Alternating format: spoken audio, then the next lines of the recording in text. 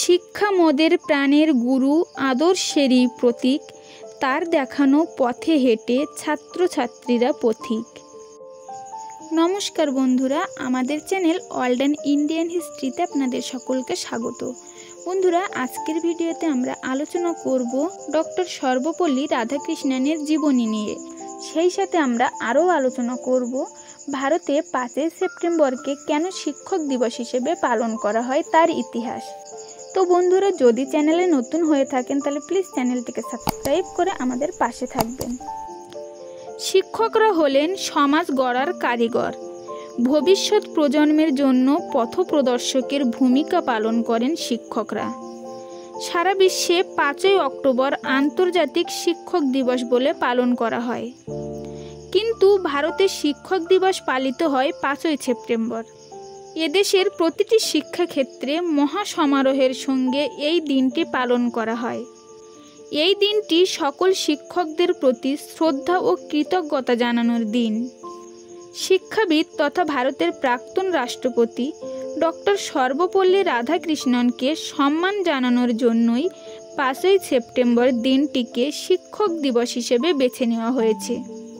তো বন্ধুরা, আসুন আজকের ভিডিওতে এর নেপথ্যে থাকা ইতিহাস বিস্তারিতভাবে জেনে নেওয়া যাক। ডক্টর সর্বপল্লী রাধাকৃষ্ণন 5ই সেপ্টেম্বর 1888 সালে তিরুত্তানি শহরের একটি মধ্যবিত্ত পরিবারে জন্মগ্রহণ করেছিলেন। কিংবদন্তি অনুসারে তার বাবা চাননি তার ছেলে ইংরেজি শিখুক। তার বাবা চেয়েছিলেন তিনি একজন পুরোহিত হন, কিন্তু ছেলেটির ক্ষমতা এতটাই ব্যতিক্রমী ছিল যে তাকে প্রথমে তিরুত্তানি স্কুলে এবং পরে ভেলোর স্কুলে পাঠানো হয়েছিল। পরবর্তীতে তিনি মাদ্রাজের খ্রিস্টান কলেজে ভর্তি হন। সেখানে তিনি দর্শন অধ্যয়ন করেন। মাদ্রাজের প্রেসিডেন্সি কলেজের লেকচারার হিসেবেও তিনি নিযুক্ত হন।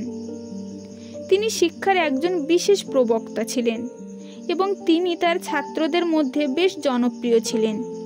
তিনি যখন কলকাতা বিশ্ববিদ্যালয়ে একটি পদে ভূষিত হন তখন তার বয়স ছিল 30 বছরেরও কম। 1931 থেকে 1936 সাল পর্যন্ত তিনি অন্ধ্র বিশ্ববিদ্যালয়ের উপাচার্য ছিলেন। তিনি 1939 সালে বেনারস হিন্দু বিশ্ববিদ্যালয়ের ভাইস চ্যান্সেলর নিযুক্ত হন।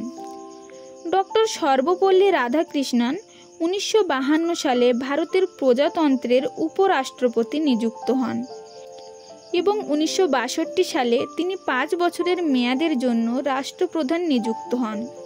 ডক্টর সর্বপল্লী রাধাকৃষ্ণন যখন 1962 সালে ভারতের দ্বিতীয় রাষ্ট্রপতি হিসেবে দায়িত্ব গ্রহণ করেন তখন তার ছাত্ররা 5ই সেপ্টেম্বরকে একটি বিশেষ দিন হিসেবে উদযাপন করার অনুমতি চাইতে তার কাছে যান, কিন্তু রাধাকৃষ্ণন তাদের বলেন, আমার জন্মদিন আলাদাভাবে উদযাপন করার কোনো দরকার নেই। এর পরিবর্তে যদি সমাজে শিক্ষকদের অমূল্য অবদানকে স্বীকৃতি দিতে 5ই সেপ্টেম্বরকে শিক্ষক দিবস হিসেবে পালন করা হয় তবে এটি আমার গর্বের বিষয় হবে। আর সেই থেকেই 5ই সেপ্টেম্বর সারা ভারতে শিক্ষক দিবস হিসেবে পালন করা শুরু হয়।